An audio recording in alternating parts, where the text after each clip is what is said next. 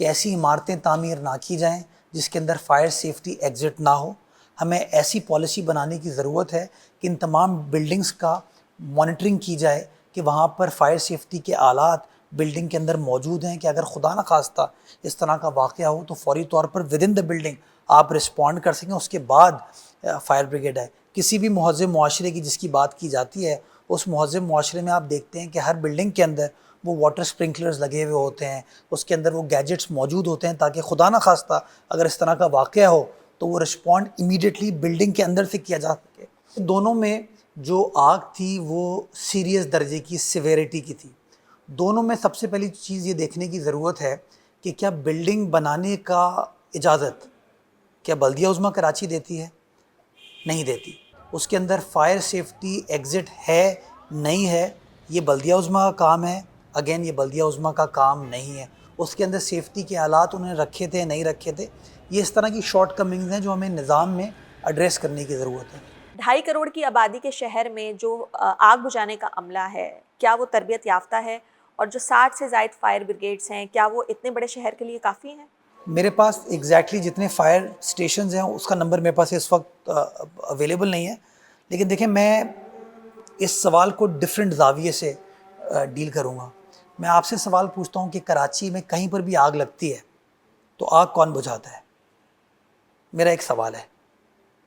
یہی کے M C کے فائر ڈپارٹمنٹ کی ٹیم پہنچتی ہے، وہ آگ بجھاتی ہے.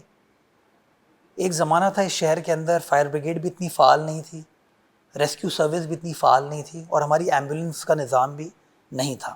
اب سچویشن تبدیل ہو گئی ہے. آپ کی فائر کا ڈپارٹمنٹ بھی فعال ہو چکا ہے، آپ کا جو ریسکیو کا ڈپارٹمنٹ ہے وہ بھی فعال ہے، اور آپ کے پاس اب اپنی فلی اکوپڈ 1122 کی ایمبولنسز ہیں.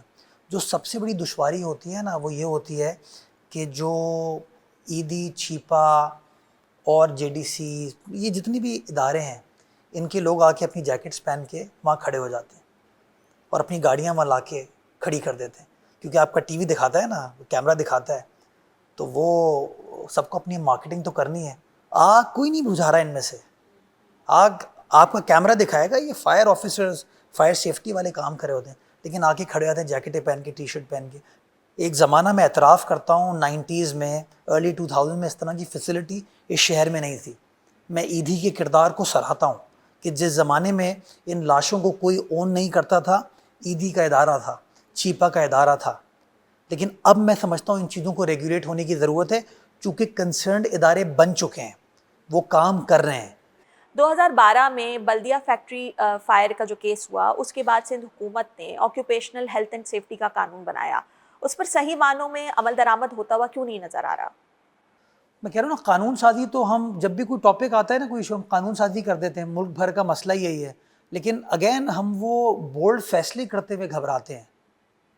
ہم بولڈ فیصلے کریں انفورسمنٹ کے حوالے سے. دیکھیں، پالیسی موجود ہے. پالیسی کیا ہے کہ انسانی جان سے بڑھ کر کچھ نہیں ہے، لیکن اس کے باوجود وہ جو بلڈر ہے وہ کہیں نہ کہیں گڑبڑ کرتا ہے. اکیلے نہیں کرتا، اس میں ہمارے ادارے ملوث ہوتے ہیں، لیکن شہری بھی ملوث ہوتے ہیں.